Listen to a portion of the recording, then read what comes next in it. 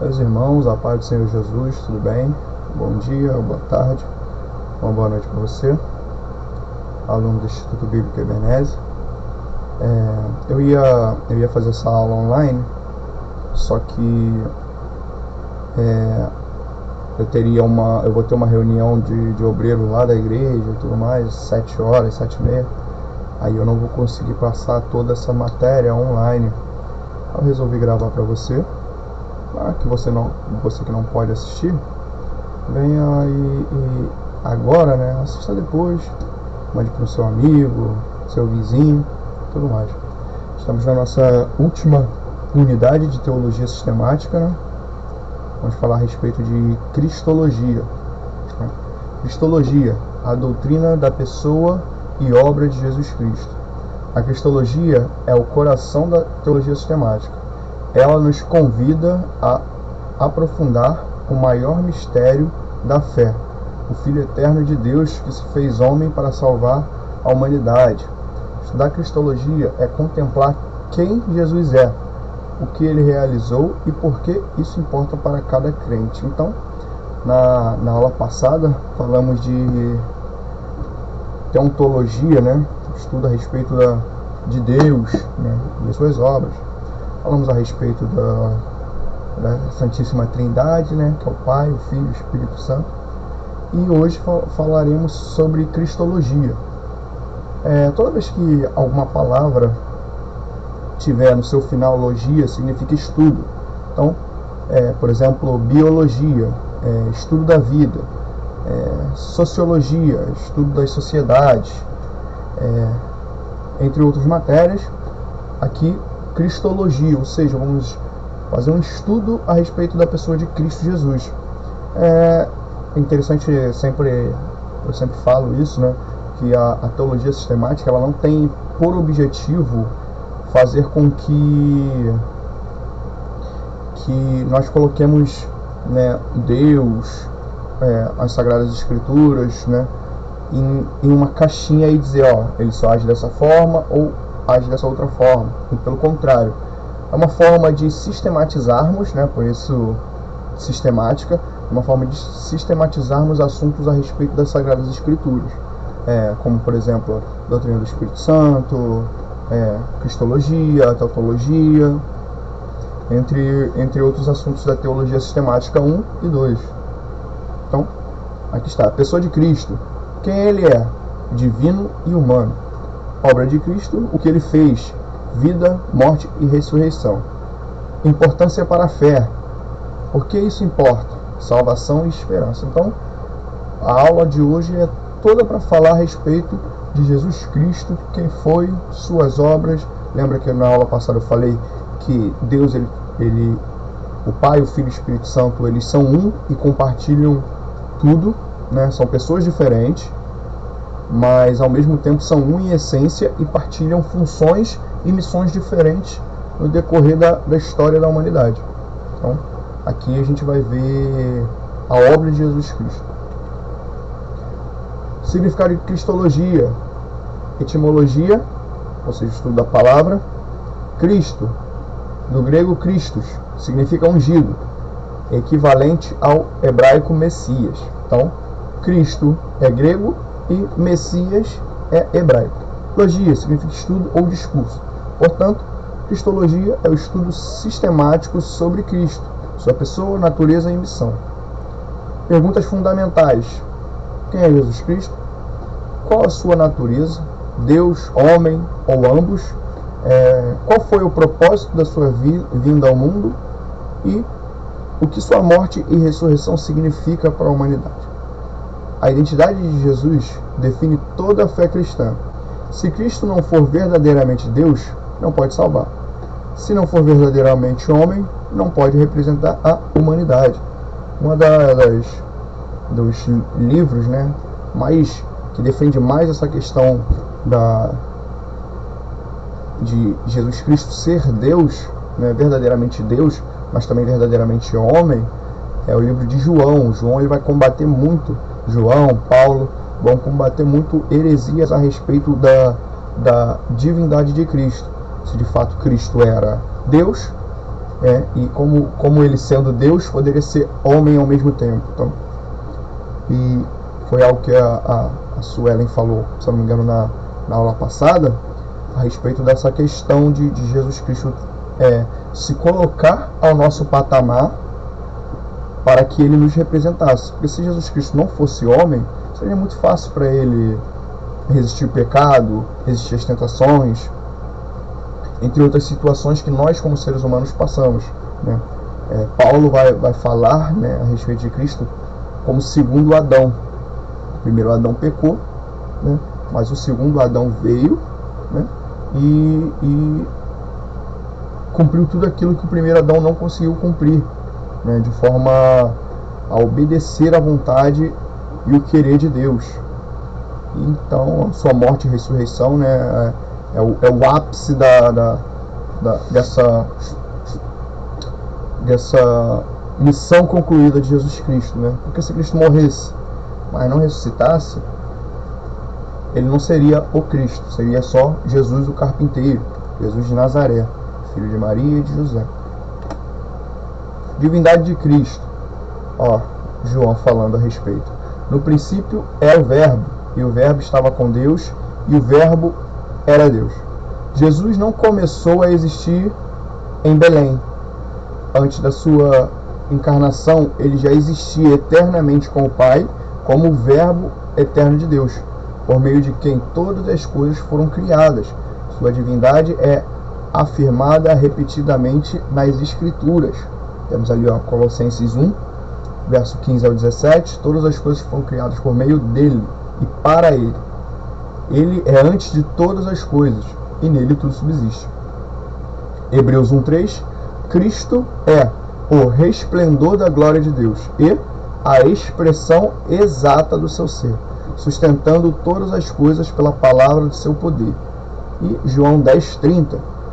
O próprio Jesus afirma: eu e o Pai somos um. Uma declaração inequívoca de sua unidade essencial com o Deus eterno. Jesus Cristo ele causava muita polêmica, né? Ali em seu tempo, né? Muitos embates com os fariseus por conta dessas afirmações que Jesus fazia, né? Eu sou o pão da vida, eu sou a fonte de vida eterna, eu sou a porta das ovelhas. Então, essas afirmações de Jesus o colocava em pé de igualdade com o Pai. Então, isso para os fariseus era algo escandaloso, era uma blasfêmia. Como assim um homem pode se comparar a Deus?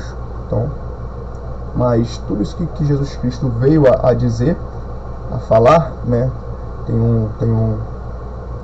Tem uma frase muito interessante, eu não lembro agora qual o autor, mas se Jesus Cristo diz que é Deus, ou ele era louco, né? Ou ele era um mentiroso, ou ele de fato era Deus. Então a gente, lendo as Escrituras, nós entendemos que de fato Jesus Cristo é Deus. Somente Deus poderia vencer o pecado, a morte e o poder das trevas. Por isso Jesus não é apenas um profeta ou mestre moral.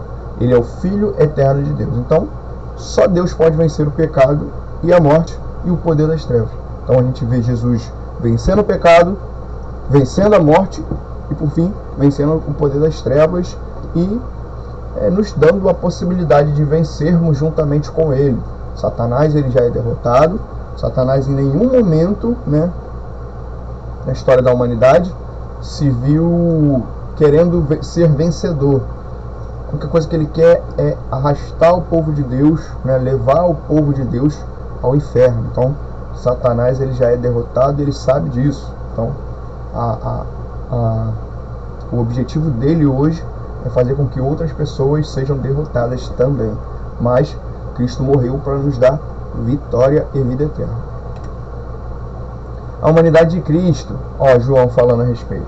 E o Verbo se fez carne e habitou entre nós. João 1:14. A encarnação real. Jesus nasceu de mulher, cresceu como criança, sentiu fome, sede, cansaço, tristeza e dor. Ele experimentou plenamente a realidade humana, em tudo semelhante a nós, exceto no pecado. Em Hebreus 4:15, a Bíblia afirma que Cristo foi tentado em todas as coisas, à nossa semelhança, mas sem pecado. Isso revela tanto sua solidariedade, passar por aquilo que nós passamos, viver o que aqui nós vivemos, cansaço, tristeza, dor, fome, pobreza, E isso tem uma palavra, um termo que Jesus usa muito, os evangelistas usam muito para falar a respeito de Jesus, que é: ele se moveu de íntima compaixão e se colocar no nosso lugar. Então Jesus, ele se colocou no nosso lugar, com a humanidade quanto a sua perfeita santidade. Então ele se colocou no nosso lugar, viveu as mesmas coisas que vivemos, mas em perfeita santidade. Por que a humanidade importa? Como homem, Jesus pôde representar a humanidade diante de Deus. Ele viveu a obediência perfeita que nenhum ser humano conseguiu viver e morreu em lugar dos pecadores. Cristo é o mediador perfeito. Compreender a condição humana e possui poder divino para redimir. Então Jesus Cristo, ele nos compreende, Ele sabe as nossas dores, ele sabe o que passamos, ele tem noção, dos pecados, das tentações que nós sofremos, e ainda assim ele é o nosso mediador, Não há ninguém que possa mediar entre a gente e o Pai, a não ser Jesus Cristo, Não tem Maria, não tem santos católicos, absolutamente ninguém senão Jesus Cristo. Ele é o mediador perfeito. Nós não precisamos de sumo sacerdote, não precisamos não vou recorrer ao pastor porque o pastor ele tem um créditozinho ali com Deus, tudo mais. Não, é só recorrermos a Jesus Cristo. O pastor pode ajudar em oração, pode, mas não deposite toda essa carga no pastor. O pastor já tem tantas coisas para se preocupar. Você pode ir diretamente a Jesus Cristo, que ele é o mediador perfeito. Referência, 1 Timóteo 2, verso 5. As duas naturezas de Cristo. A doutrina cristológica clássica afirma que Jesus é uma só pessoa com duas naturezas completas, divina e humana. Unidades entre uma só pessoa, sem mistura, confusão, separação ou divisão. A natureza divina, eterna, onipotente, criador, imutável e onisciente foram os atributos incomunicáveis que nós vimos na aula passada. E a natureza humana, nascido no tempo, sujeito ao cansaço, mortal, cresceu em sabedoria, sentiu dor. Se a vontade de Deus fosse que Jesus morresse de velhice, Jesus ia morrer de velhice. Ele teria ali vivido ali os seus, muito além dos seus 3 anos e meio, os seus 33 anos e uns quebrados, tudo mais. Mas prouve a Deus que a vida de Jesus fosse encerrada ali com aquela idade, da forma que foi, para se fazer maldição por nós. Então, havia duas naturezas em Jesus Cristo, a natureza divina e a natureza humana, partilhando das mesmas dores, dos mesmos anseios que nós, mas não deixando de ser Deus. O mistério da fé. A união das duas naturezas em Cristo é um dos maiores mistérios da fé cristã. Contemplar seus paradoxos é adorar. Eterno como Deus, mas nasceu no tempo como homem, em Belém de Judá. Senhor da glória, mas também o servo sofredor, humilde e obediente até a morte. Sustenta todas as coisas, mas também chorou, sofreu e morreu na cruz do Calvário.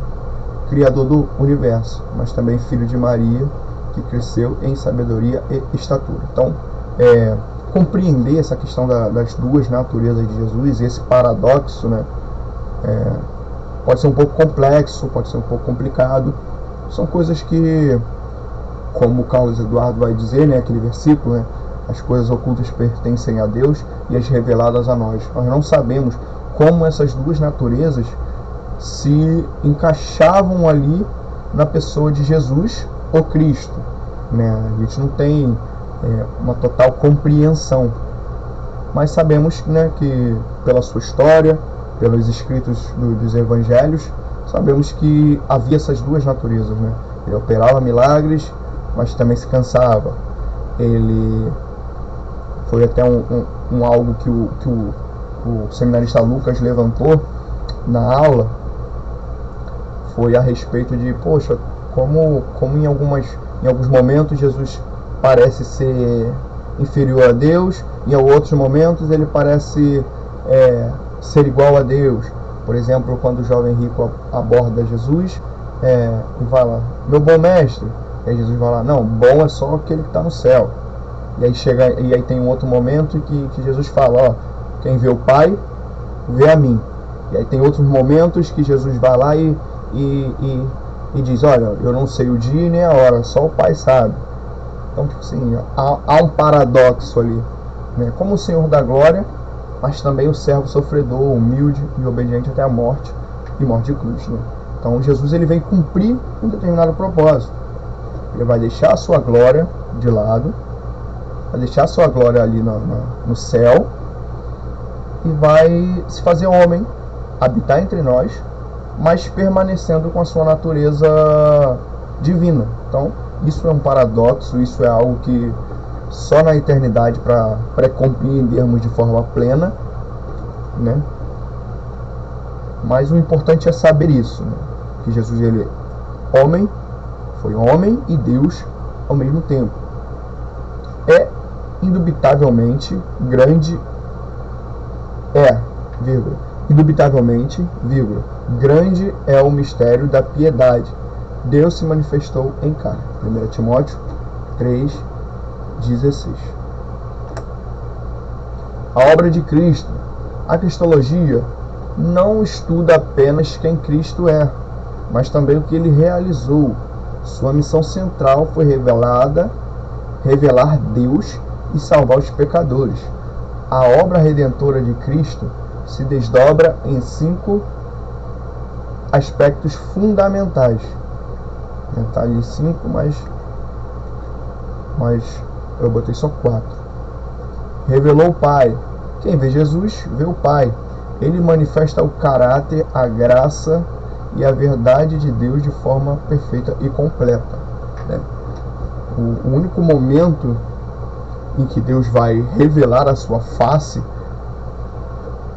ao homem foi quando Jesus andou por essa terra. Porque quem via Jesus conseguia ver o Pai.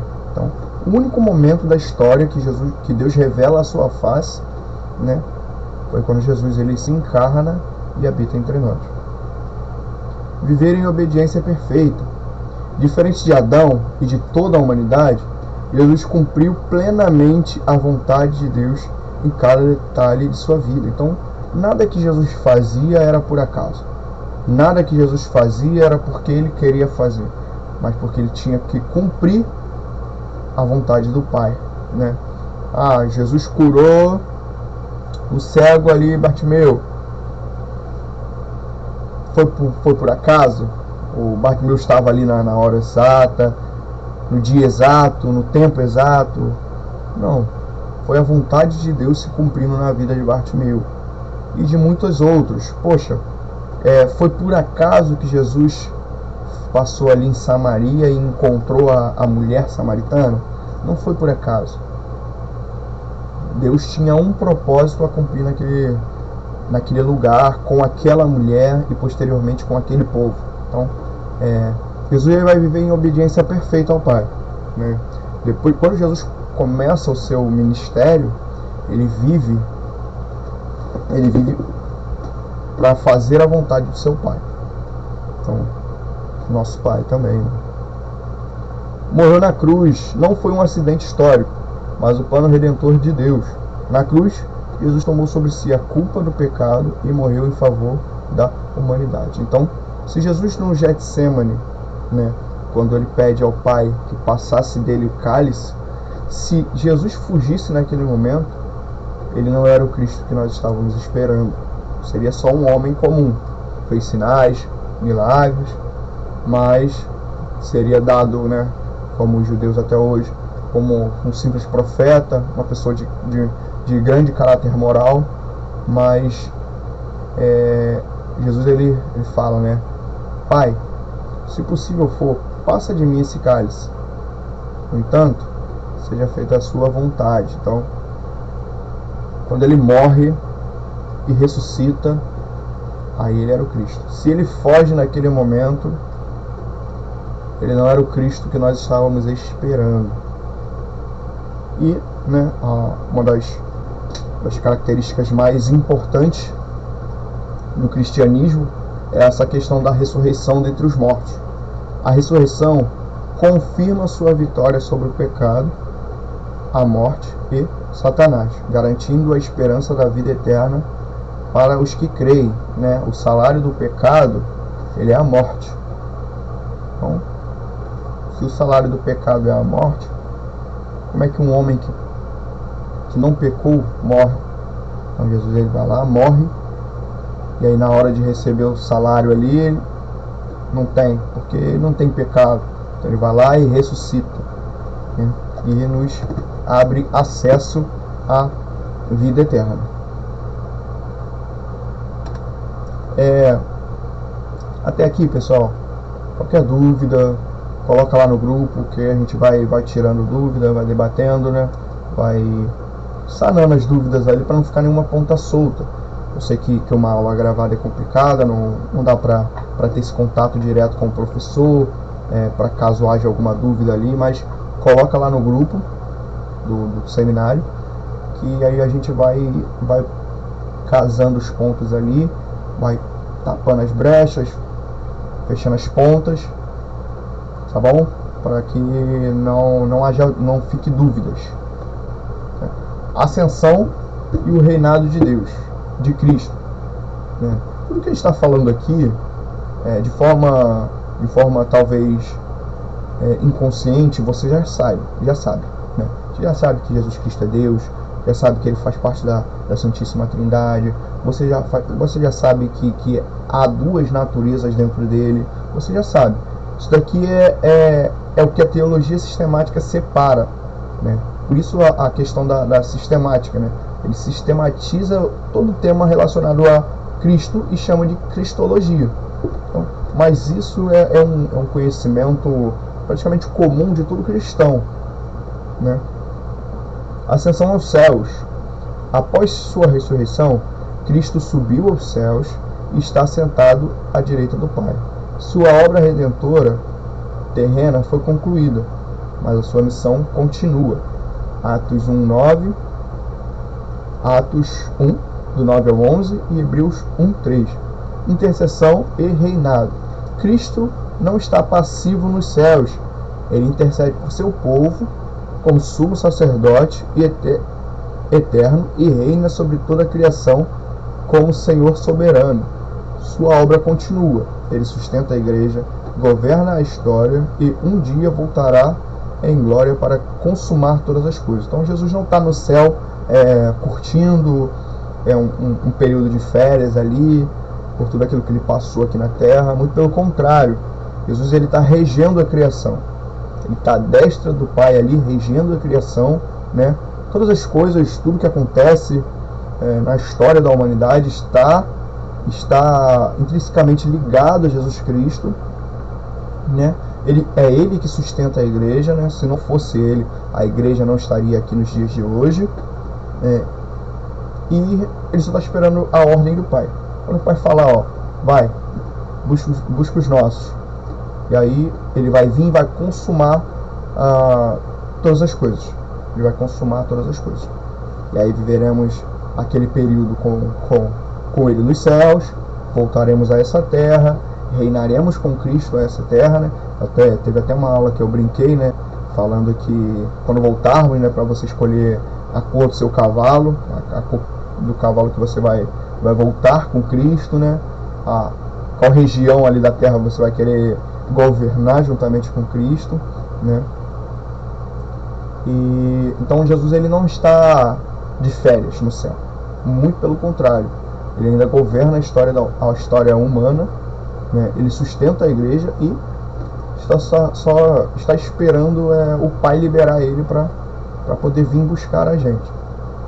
A ascensão de Cristo não é separação, é exaltação. Ele governa agora como Senhor ressuscitado e glorificado, aguardando o momento de sua volta. Então, Jesus Cristo, quando ele sobe aos céus,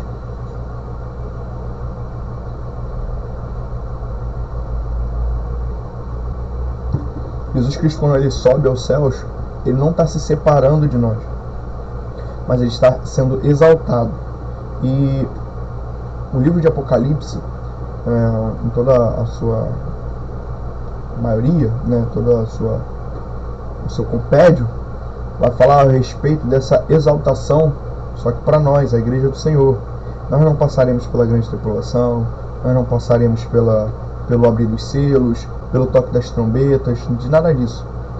A gente só vamos passar ali, né, no livro de Apocalipse. O livro de Apocalipse é a vitória da igreja sendo consumada, sendo concretizada. Então, se você tem medo de ler o livro de Apocalipse, né, não se preocupe. Se você for um cliente fiel e verdadeiro, tudo que está ali, né, as coisas ruins que estão ali, não são pra gente. Só as coisas boas são pra gente. Então, Jesus Cristo não está de férias. Ele está agindo ali à destra do Pai, governando a história humana, sustentando a igreja e só aguardando o Pai liberar para vir buscar a gente. Os 3 ofícios de Cristo, cara, isso é muito importante. Na teologia sistemática, a missão de Cristo é compreendida por meio de 3 ofícios fundamentais, que abrangem a plenitude do seu ministério redentor. Jesus é profeta, sacerdote e rei. Profeta, sacerdote e rei. Adão, lá no Jardim do Éden, ele tinha esse mesmo ofício, né? Ele tinha o ofício de reinar, né, sobre todas as criaturas de Deus, né? Não sobre outros seres humanos, mas sobre os peixes do mar, as aves do céu, os animais da terra. Ele tinha esse papel de sacerdote, né, que era de forma cultural passar, né, a vontade, o querer de Deus para toda a terra. O objetivo de Deus era que toda a terra fosse o Jardim do Éden. Então, o homem, né, Adão, sendo sacerdote, ele iria transmitir toda a vontade, o querer de Deus, que se multiplicaria sobre a terra, e a terra seria, né, toda ela seria o jardim de Deus. E profeta, né? Adão, ele tinha essa questão de se relacionar com Deus, né? E isso era algo que toda a humanidade, se Adão não pecasse, teria essa possibilidade de se relacionar com Deus. Mas Adão, ele vai entregar esses três ofícios a Satanás, ao inimigo de nossas almas, né?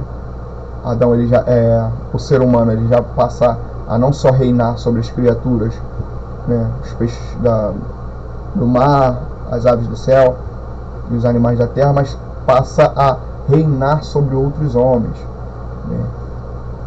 Essa questão do sacerdócio também, ele vai entregar a Satanás, e essa questão, né, de se relacionar com Deus, ele vai lá e entrega também. Só que olha que interessante, Jesus Cristo, ele vem para cumprir esses 3 ofícios de forma perfeita. Jesus, né, profeta, Jesus revela a vontade de Deus. Ele é a palavra viva que ensina, corrige e conduz o povo ao conhecimento da verdade de Deus. Deus falou por meio do Filho, né? Sacerdote, diferente dos sacerdotes do Antigo Testamento, que ofereciam sacrifícios repetidos, Cristo ofereceu a si mesmo uma vez por todas, e ainda intercede por seu povo eternamente. E Rei, Jesus governa sobre todas as coisas. Seu reino é espiritual, eterno e soberano. Ele reina sobre a igreja, sobre a história e sobre toda a criação. E o mais interessante é que nós, como servos do Senhor, também temos a obrigação de cumprir esses 3 ofícios. Tá lá, né? Não sei se, eu não lembro agora se é em 1 Pedro, 2 Pedro, né? Vós sois geração eleita, sacerdócio real, nação santa, povo escolhido de Deus, para proclamar as boas novas. Então, nós cristãos, né, servos do Senhor, também cumprimos esse tríplice ofício, né? Como profeta, apresentamos a Deus aos homens perdidos, né, os pecadores, os ensinando o caminho da verdade. Como sacerdote, né, intercedemos pelas pessoas, né? Não ficamos de picuinha, não ficamos de disse-me-disse, de fofoquinha, muito pelo contrário. Temos que interceder pelas pessoas, tanto os nossos quanto os que estão aí no mundo, e reinar, né? Nós temos o poder, né, de acabar com o reino das trevas, né, a partir por meio de Jesus Cristo. Então, nós como cristãos também temos a obrigação de cumprir esse tríplice ofício. Esses 3 ofícios revelam a plenitude da missão de Cristo. Ele revela, reconcilia e governa. Então, é isso. Erros cristológicos ao longo da história. A gente vai observar, né, que algumas pessoas, algumas doutrinas acabaram se equivocando com a respeito da cristologia. A história da igreja registra heresias que distorceram a doutrina de Cristo. Conhecê-las é essencial para defender e compreender a fé ortodoxa. Então, se um dia você se deparar com algumas questões apresentadas aqui, você vai conseguir combatê-las a partir do estudo que nós estamos empreendendo aqui. Arianismo negava a plena divindade de Cristo, afirmando que ele seria uma criatura superior, mas não o Deus eterno, condenado no Concílio de Nicéia, 325 depois de Cristo. Então, o arianismo acreditava que Jesus ele era um Deus menor ali. Se fôssemos botar em categorias, né? Deus era o tier esser, né? Era o top, e Jesus ali seria um Deus A. Não tão grande quanto Deus, mas também não tão pequeno, né? Menor do que os anjos. Então, mas esse arianismo, né, cai por terra no Concílio de Nicéia em 325. Docetismo negava a verdadeira humanidade de Cristo, afirmando que ele apenas parecia ser humano, rejeitava a realidade da encarnação e do sofrimento de Cristo. Eles acreditavam que Jesus ele era como se fosse um espírito, né? O que você via era uma projeção de um corpo, não um corpo de verdade, né? Mas as escrituras elas vão a própria escritura ela vai combater essas heresias emergentes, né? A gente vê em vários momentos Jesus sendo tocado, né? Ali Tomé não acreditando ali que ele era o Cristo, que ele tinha ressuscitado, encosta ali nas feridas deixadas por Cristo, deixadas em Cristo, né? Então, a própria escritura ela vai combater essas heresias, né? A questão aqui como as heresias elas aparecem é puramente falta de interpretação de texto. Então, quando na cabeça desse cara aí que inventou o docetismo em afirmar que Jesus só parecia ter um corpo humano, ele não sei, eu acho que ele não leu as escrituras direito, porque a todo momento a gente vê ali a multidão apertando Jesus, Tomé tocando ali em sua ferida, senão não teria como Jesus ser crucificado. Os romanos iriam bater ali no corpo de Jesus e o chicote ia passar direto. Então,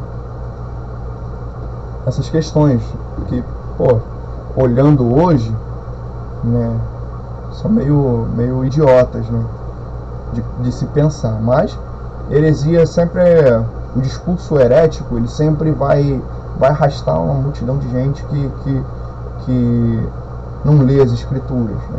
Então, isso que é importante, um dos deveres dos cristãos, né, sempre estarem meditando nas Sagradas Escrituras.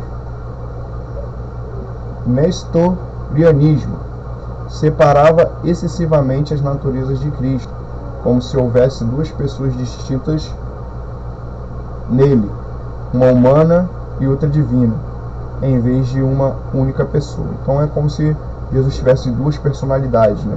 Vamos dizer assim, uma personalidade humana, né, e uma personalidade divina.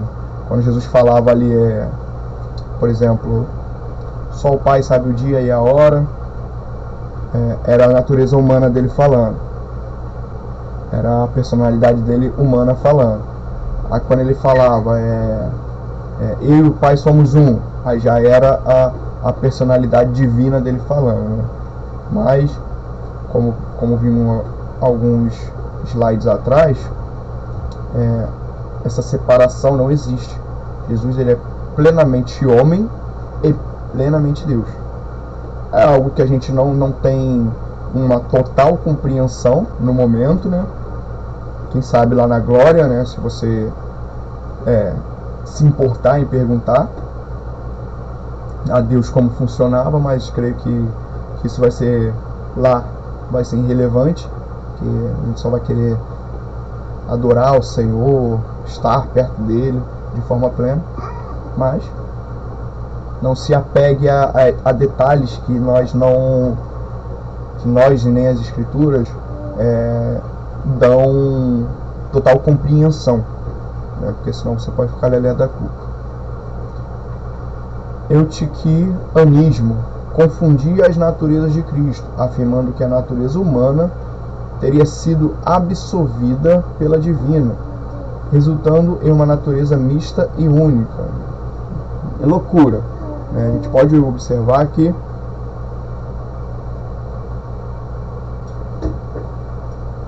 Jesus operava milagres,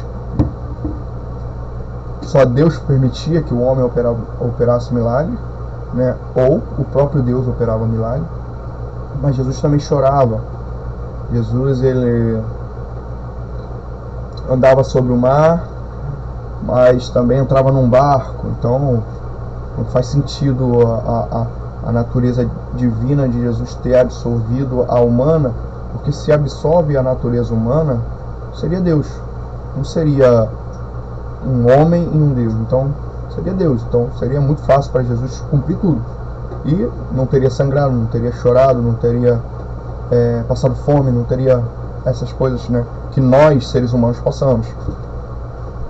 Então, para caso algum de vocês, né, seja confrontado, né, por uma dessas heresias, saiba que as Escrituras, elas respondem, né, e defendem a verdade, né? Então, arianismo, docetismo, nestorianismo, tudo isso é um equívoco de alguém que faltou interpretar o texto.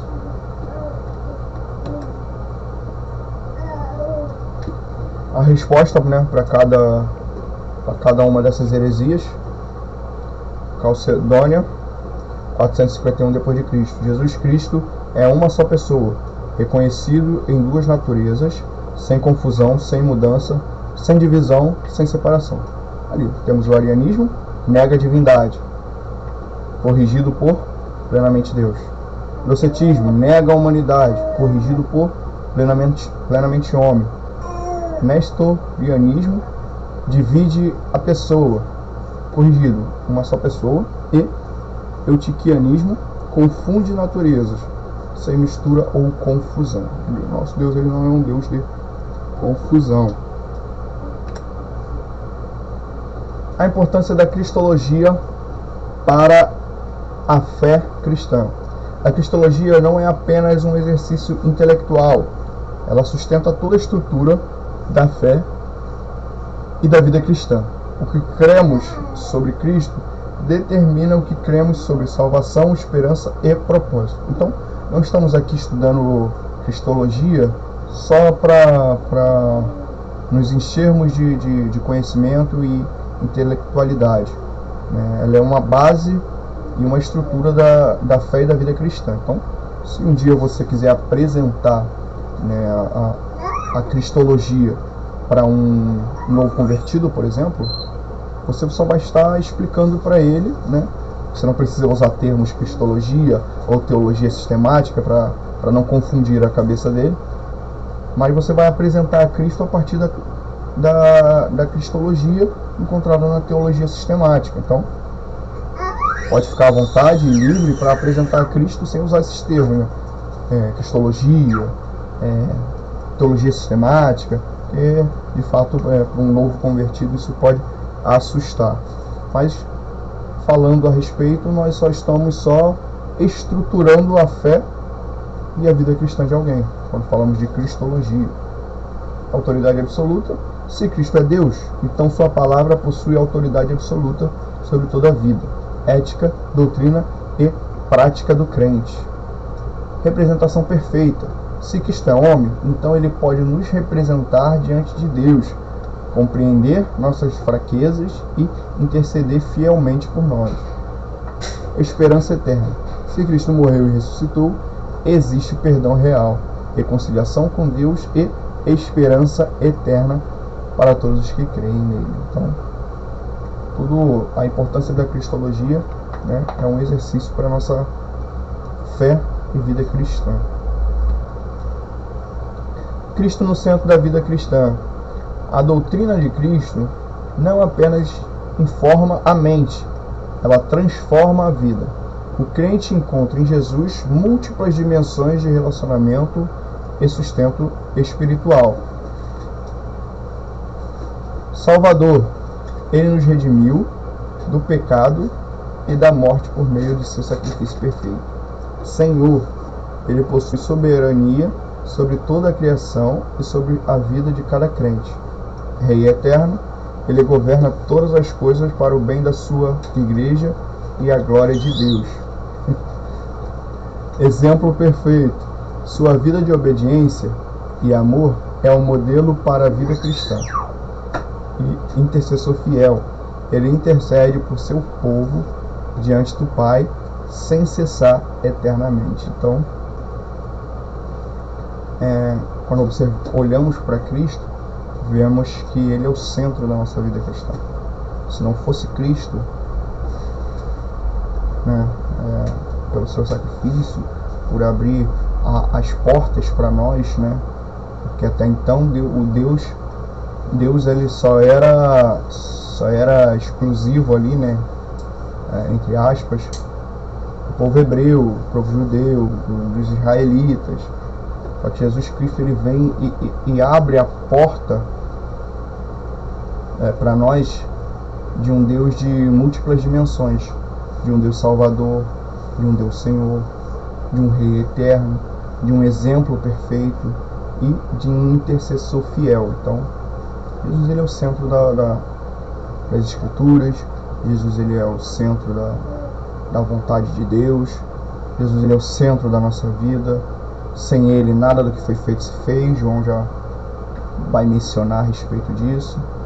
Habitou entre nós, nos conhece de forma plena, né? Muitas das vezes, né? Na maioria das vezes, na verdade na totalidade das vezes, nos conhece melhor do que nós mesmos. Então, ele é um Deus íntimo, perfeito, né? Tem o poder de salvar e interceder por nós. As referências bíblicas da cristologia. Temos aqui algumas referências, né? A cristologia é profundamente enraizada nas Escrituras. Tudo da teologia sistemática é enraizado nas Escrituras, né? Cada afirmação doutrinária encontra seu fundamento nos textos do Antigo e do Novo Testamento. João 1, do 1 ao 14, o Verbo eterno que se fez carne, né? Divindade e encarnação. Colossenses 1, do 15 ao 20, Cristo, primogênito de toda a criação, supremacia e obra criadora. Hebreus 1, do 1 ao 4, Filho como resplendor da glória de Deus, divindade e revelação. Hebreus 4:15, tentado como nós, mas sem pecados, uma humanidade perfeita. Humilhação e exaltação de Cristo, né? Filipenses 2, do 5 ao 11, né? Vai falar a respeito da encarnação e ascensão de Jesus. 1 Coríntios 15, do 3 a 8, morte e ressurreição de Cristo, né? A obra redentora central. E 1 Timóteo 2, 5, um só mediador entre Deus e os homens, mediação e sacerdócio. Aqui, né, os textos bases e referentes a respeito da cristologia. Renan, por que não tem nenhum texto? Por que você não separou nenhum texto aí do Antigo Testamento, né? Porque o Novo Testamento ele vai focar em Jesus Cristo. Lembra que eu falei que a Santíssima Trindade, cada um deles tem papéis diferentes na história da humanidade? Então, o papel de Jesus, de forma mais clara e objetiva, vai se encontrar todo no Novo Testamento.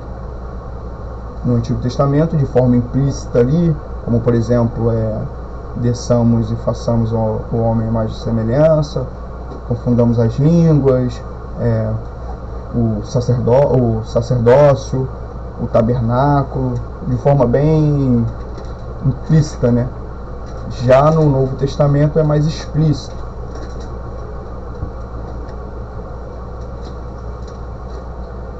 A cristologia em relação a outros temas teológicos. A cristologia não existe em isolamento. Ela se conecta profundamente a todos os ramos da teologia sistemática, demonstrando que Cristo é o centro de todo o pensamento teológico cristão.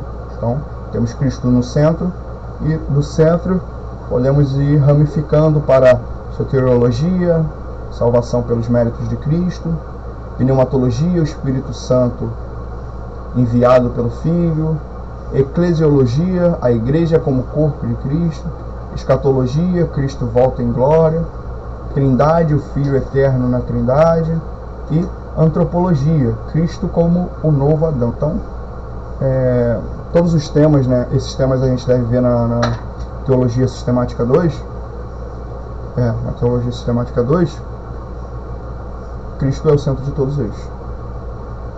Então, você não consegue tirar Cristo do centro da teologia, né? Se hoje estudamos teologia, porque Cristo está no centro. Se hoje pregamos, se hoje temos igrejas abertas, se hoje proclamamos o Evangelho, é porque Cristo é o centro. Então, se tirarmos Cristo do centro, acabou. Não temos teologia, não temos teologia sistemática, não temos história da igreja, não temos nada. Porque Ele é o centro. Ele é o centro de todas as coisas.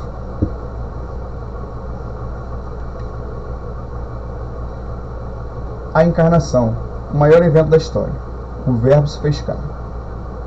João 1,14, a frase mais densa e transformadora da história humana. O que a encarnação significa? O Filho Eterno entrou no tempo e no espaço. Deus assumiu nossa natureza sem abandonar a sua. A divindade e a humanidade foram unidas para sempre em Cristo. O Criador se tornou criatura para resgatar sua criação. O que a encarnação não significa? Deus não deixou de ser Deus ao se encarnar. Jesus não foi apenas um homem inspirado por Deus. Jesus foi muito mais do que os profetas, do que os homens e mulheres que escreveram o Antigo Testamento, né? Ele não foi inspirado, ele é Deus, né? A humanidade de Cristo não foi apenas aparente, né? A humanidade de Cristo, ela não foi apenas aparente. Jesus Cristo viveu as mesmas dores que nós vivemos. E as naturezas não se misturaram em uma terceira entidade, muito pelo contrário. Podemos observar nos escritos, nos evangelhos, a natureza de Cristo perfeitamente equilibrada, sem que uma se sobressaia à outra. Então, o Filho entra na eternidade, no tempo e no espaço. Lembra que Deus, ele é Espírito, e ele não vive da forma que nós vivemos. Deus não está limitado a tempo e nem espaço. Mas quando Jesus encarna, Jesus, ele entra no tempo e no espaço. Então, está aqui o que a encarnação significa e o que ela não significa.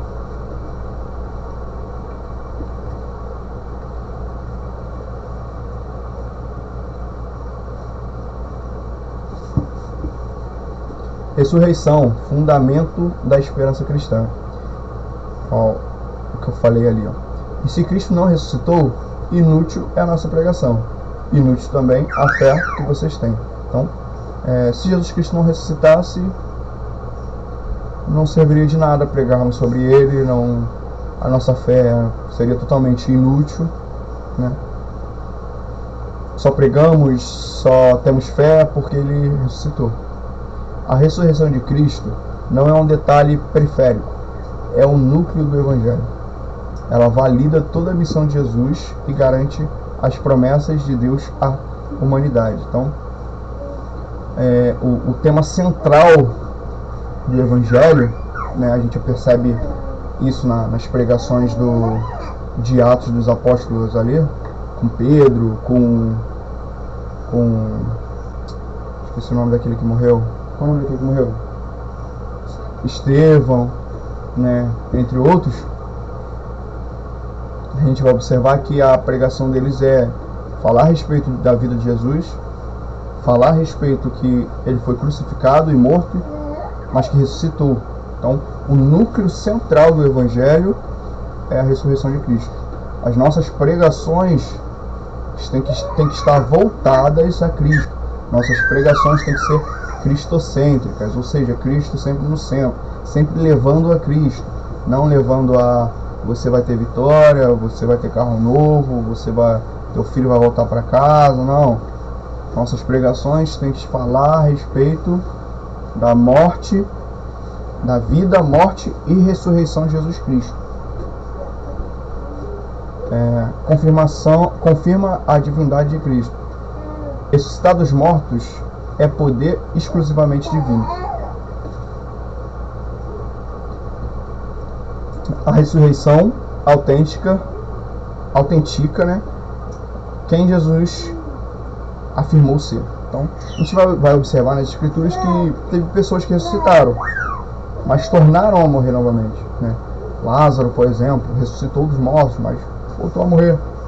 Aquele menino que a mãe estava indo sepultar, ressuscitou, mas tornou a morrer. A filha do rapaz lá, Jairo, estava morta, ressuscitou, mas voltou a morrer. Quando Jesus morre, a terra vai estremecer, muitas pessoas serão ressuscitadas, mas as pessoas tornarão a morrer. Mas Jesus Cristo não. Talvez, não espero que isso choque você, mas hoje, quem está sentado à destra do Pai está lá com um corpo glorificado, mesmo corpo que nós teremos.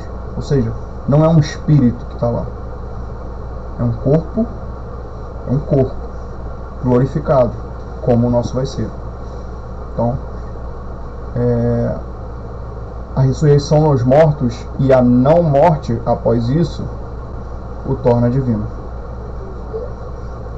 Garante a justificação dos crentes. Romanos 4:25 afirma que Cristo foi entregue por nossas transgressões e ressuscitou para a nossa justificação. Então, Jesus Cristo ele não morreu e ressuscitou porque o Pai queria mostrar o seu poder, mas ele morreu por nossas transgressões e ressuscitou para a nossa justificação. Lembra que eu falei que antes de Cristo nada do que o homem pudesse fazer pagaria a dívida que nós tínhamos com Deus. Então, o próprio Deus, ele vai nos dar o seu Filho para pagar a dívida por nós. Deus, ele vai pagar a própria dívida, né, pela gente. Então ele vai nos justificar. Essa é a fé e a esperança do crente, né? É a nossa, é a minha e a sua fé. Assegura a ressurreição futura. Cristo é as premissas dos que dormem. Sua ressurreição é o penhor e o modelo da ressurreição de todos os que creem. Então, premissas aqui seriam os primeiros ali. Ah, mas Renan, teve vários outros que ressuscitaram. Sim, tivemos muitas outras pessoas que ressuscitaram, mas que estão mortas hoje, né? Cristo é o único, é o primeiro que morreu, ressuscitou para nunca mais morrer.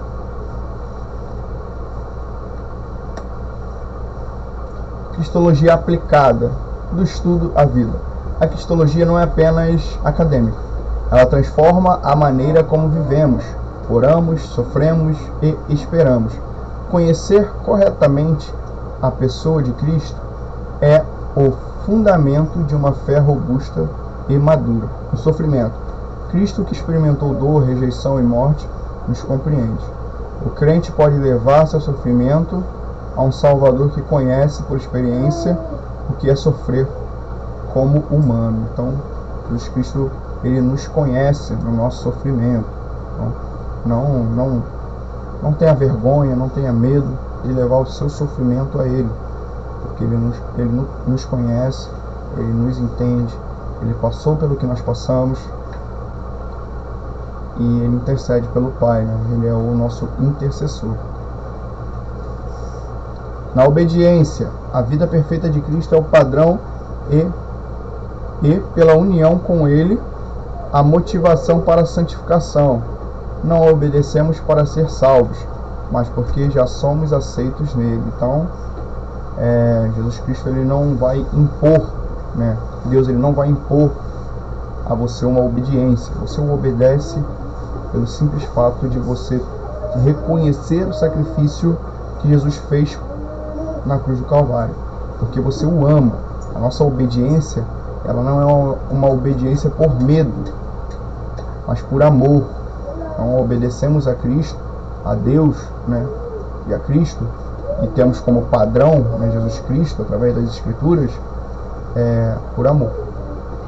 E na esperança, o Cristo ressuscitado e exaltado garante que o futuro pertence ao seu povo. Sua vitória sobre a morte é a garantia de nossa vitória final. Então, Jesus Cristo, ele vai deixar para a gente, vai falar para os discípulos: ó, eu vou, Pai, preparar a morada, mas eu vou voltar. Então, se Jesus falou, eu não sou a pessoa que vai duvidar de Cristo.